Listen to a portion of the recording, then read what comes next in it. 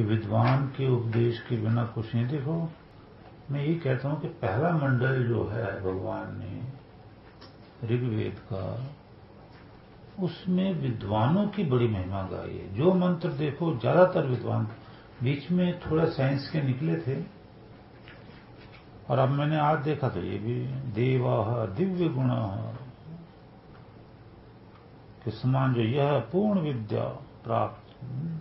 पूर्ण का मतलब है चारों वेद योग, इसमें जो विद्या है वेदों की, तो ये विद्वान के गुणों का वर्णन, यानी उसकी उपमा में उसका जो गुणगान जो है ईश्वर ने आपसे ही कराया है, समाज से, कि इसमें उपमा अलंकार इस मंत्र में भी। और भगवान कहता है, हे मनुष्यों, इस तरह से विद्वानों से प्रार्थना करो। कैसे करो? ये कहो कि हे मनुष्यों, आप लोग जो हैं सब नर नारी बेटा बेटी सब, यह पितृवित्त पिता के पिता, फिर पिता के पिता, परंपरा से जो पितृवित्त है ना, वो जो आपको ज्ञान देते आए हैं। जैसे श्री राम का जो खानदान है वो मनु भगवान से शुरू हुआ, तो मनु ने क्षिप्त को ज्ञान दिया, क्षिप्त ने विक्षिप्त को, विक्षिप्त ने ऐसे, फिर उसके अंदर याति अष्टक राजा, कुरु राजा आए, अंत का जो अज राजा आए, फिर दशरथ राजा आए, फिर राम राजा आए, ये सारे राजा आए। तो इनके घर में वेद विद्या थी, तो इनके बाप दादा परदादा अपनी जैसे संतान उत्पन्न होते थे उनके संस्कार कराते थे, उनको बड़ा होकर सिखाते थे, तुम्हें गुरुकुल जाना है, तुमने भी घर में ही वेद विद्या थी वैसे।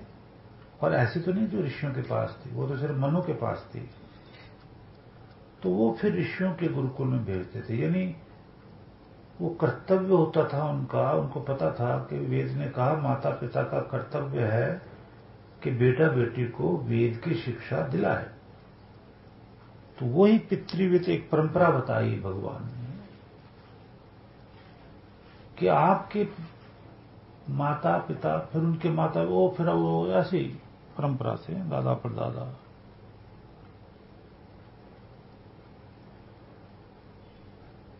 तो जो भी माता पिता की आज्ञा मानकर वेद मार्ग पर चलता है, विद्वानों से शिक्षा लेता है,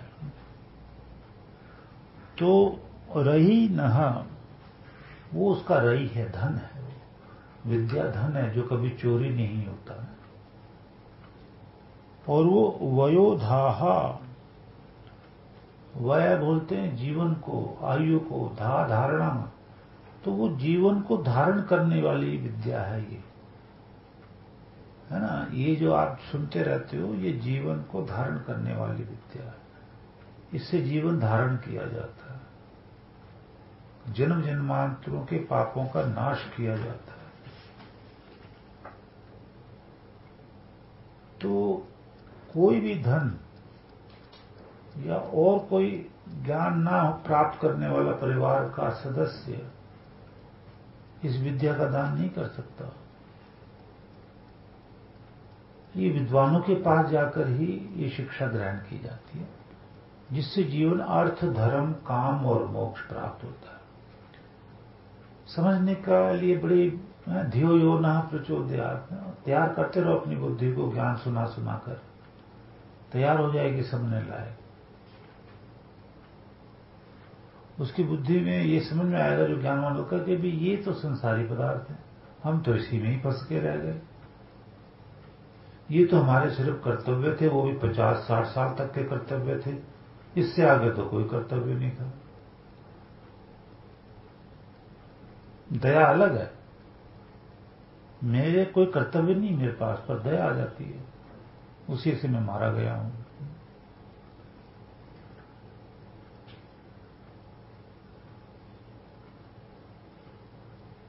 तो ये परंपरा से ज्ञान है ना, समझ में आ रही ना।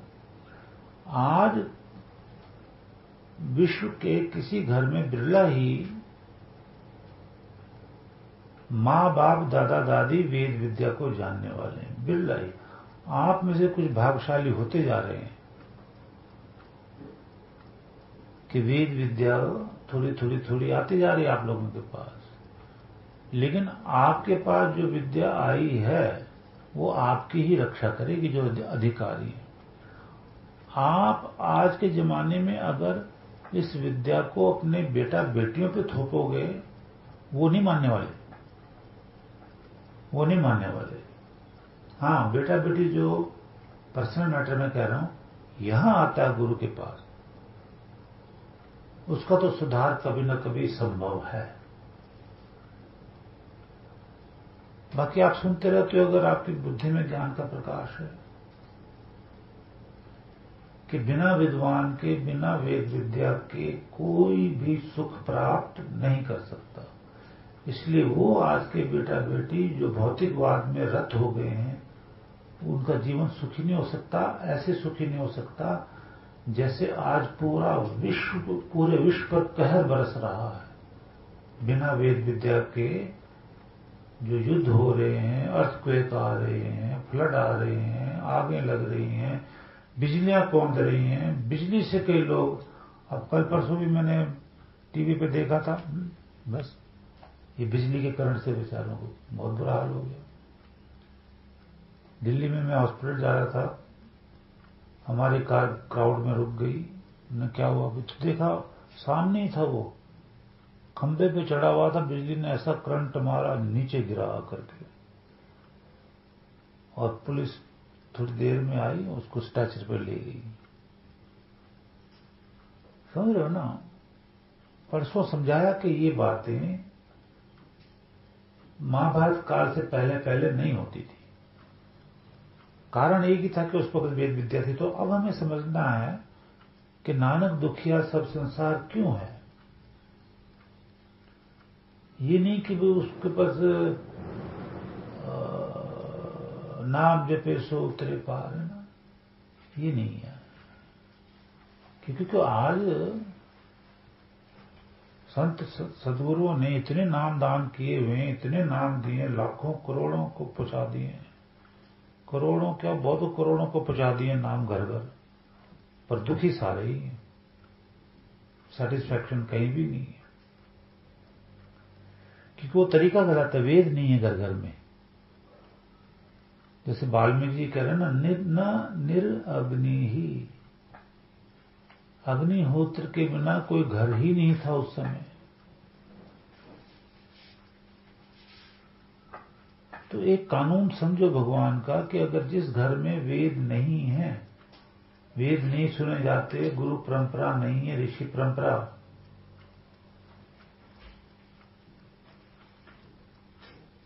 तो वो ईश्वर उस घर को नहीं चाहता। ईश्वर का ही कानून है। सैकड़ों बार समझाया मैंने, ईश्वर का कानून। तो इसलिए यहां डाला पितृवित्त। पितृ बोलते हैं, पितर बोलते हैं, गुरु ऋषि को भी बोलते हैं, भगवान को भी कहीं कहीं बोलते हैं, और कहीं कहीं वेद के अनुसार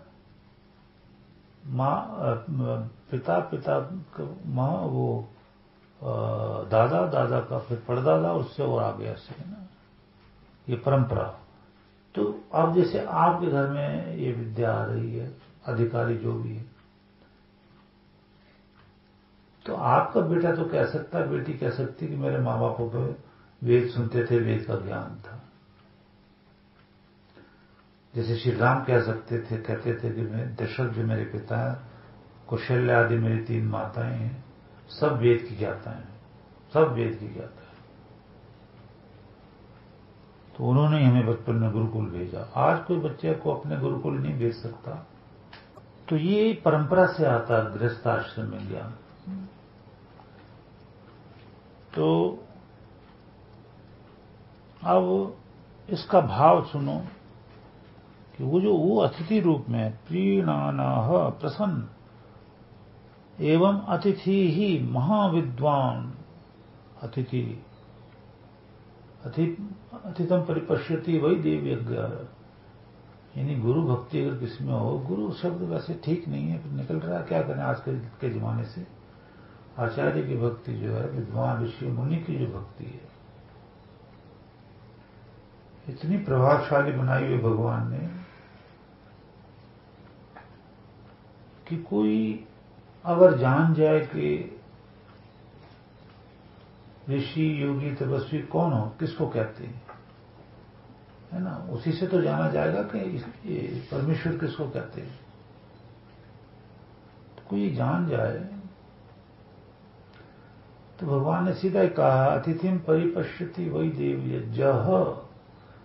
नर नारी, अगर तू उस विद्वान आचार्य का दर्शन ही कर लेता है तो तेरे को यज्ञ करने की भी जरूरत नहीं है, वही देव यज्ञ, वो तेरा देव यज्ञ हो गया। पर इतनी श्रद्धा, इतनी सेवा, इतना विश्वास, इतना समर्पण नहीं आता। क्यों? क्योंकि वो जानते ही नहीं योगी किसको कहते हैं, सुनते हैं, जानते नहीं है। जैसे हीरे के बारे में लोग सुनते हैं पर जानते नहीं कि हीरा किस कीमत का कैसा होता है, किस कीमत का कैसा। हीरे के बारे में जानते नहीं है, जानता कोई बिरला ही जोहरी।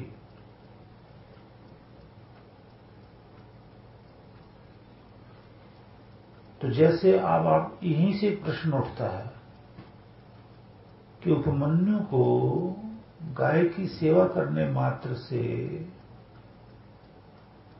ब्रह्म ज्ञान क्यों हो गया? उसके जो आचार्य थे द्रुमत ऋषि, उन्होंने तो उसको दीक्षा दी नहीं, न हवन पे बैठने दिया, न यज्ञ पे बैठने दिया, न वेद सुनाए, फिर न योग की कुछ भी शिक्षा नहीं दी, बैठने नहीं दिया यज्ञ में। सुबह सुबह हवन, सुबह सुबह गाय लेकर निकल जाता था, जब हवन यज्ञ खत्म हो जाता था तब सायंकाल के बाद में आता था वो, और आ भी जाता था, बैठने की आज्ञा नहीं थी। तो वो गुरु परंपरा उस वक्त इतनी विलक्षण थी, इतनी तीव्र थी, इतनी घर घर में थी कि उपमन्यु जानता था कि योगी ऋषि मुनि किसको कहते हैं। तो उतनी ही श्रद्धा से वो द्रुमत ऋषि का रोज दर्शन कर लेता था। सुबह भी जब गाय ले जाता था, शाम को भी आगे कर लेता था कि हे ऋषिवर, ये गाय में ले आया चरा कर। तो श्रद्धा से, विश्वास से की जानकारी प्राप्त किए हुए गुरु के जब वो दर्शन करता था, उसका तो देवयज्ञ हो जाता था, अपने आप ही हो जाता था। ऐसे न जाने कितनों का देवयज्ञ हो गया।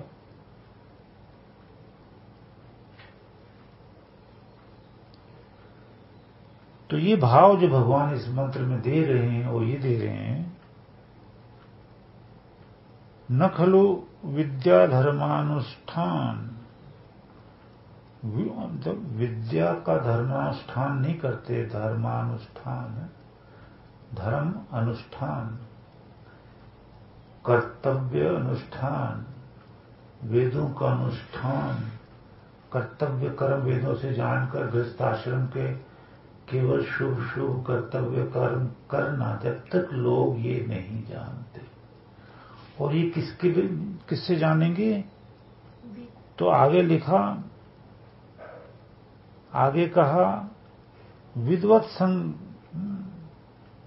सुविचार ही, विद्वान के साथ अच्छे विचारों के द्वारा जब तक कोई अपने कर्तव्य कर्म, धर्मानुष्ठान, वेदानुष्ठान नहीं जानता, नहीं करता, विद्वान के बिना नहीं जान सकता ना, वो नहीं करता।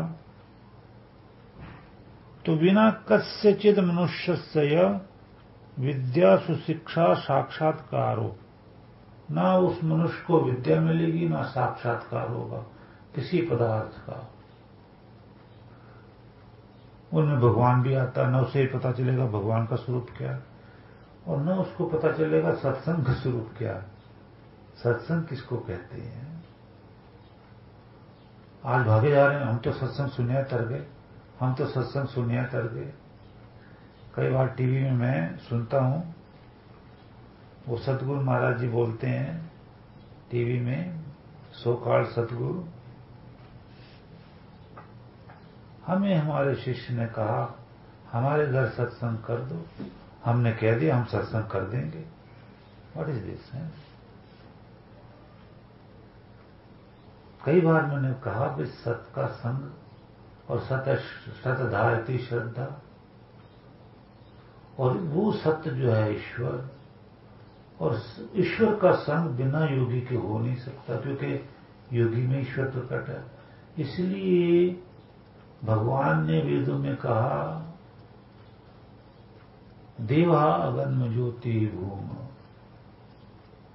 ये ऋषि मुनि आए तो ज्योति आ गई भगवान की, स्वर्ग मिल गया, आनंद आ गया ना।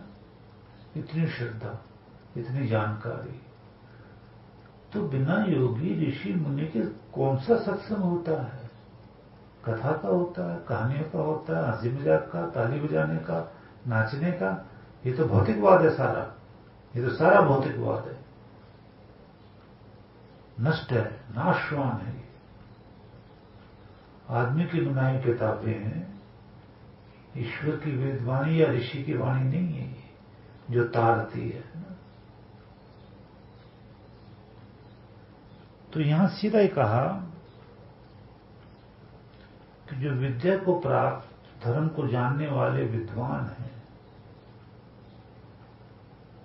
अगर उनका संग नहीं है ना कि न खलु, खलु शब्द है ना, विद्या धर्मानुष्ठान और विद्वत संग सुविचार ही बिना। भाई विद्या तीन है ना, त्रियम ब्रह्म सनातन वेद की, वेद चारों वेद, मतलब उस विद्या को कोई नहीं जानता, वेदानुष्ठान कोई नहीं करता, धर्मानुष्ठान नहीं जानता। सुविचार ही वेद विद्या से प्राप्त जो सत्संग के सुविचार, अच्छे विचार, वो नहीं जानता, तो फिर विद्वान कैसा हुआ है? इन सब को जानने वाला ही विद्वान है। और यहां का ऐसे विद्वान के बिना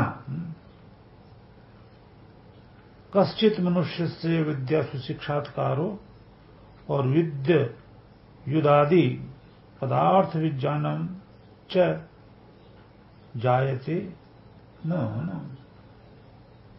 अब इतना कुछ है सारा, ये ठीक किसी विद्या, शिक्षा, साक्षात्कार ईश्वर का, या पदार्थ का साक्षात्कार के ईश्वर किसको कहते हैं, सत्संग किसको कहते हैं, विद्या किसको कहते हैं, स्वर्ग नरक किसको कहते हैं, पूजा किसको कहते हैं, कर्म किसको कहते हैं, अकर्म किसको, ये सारा का सारा बिना विद्वान के कोई नहीं जान सकता। ऐसा इसका वेद मंत्र का जो है ना भावार्थ है कि नहीं जान सकता।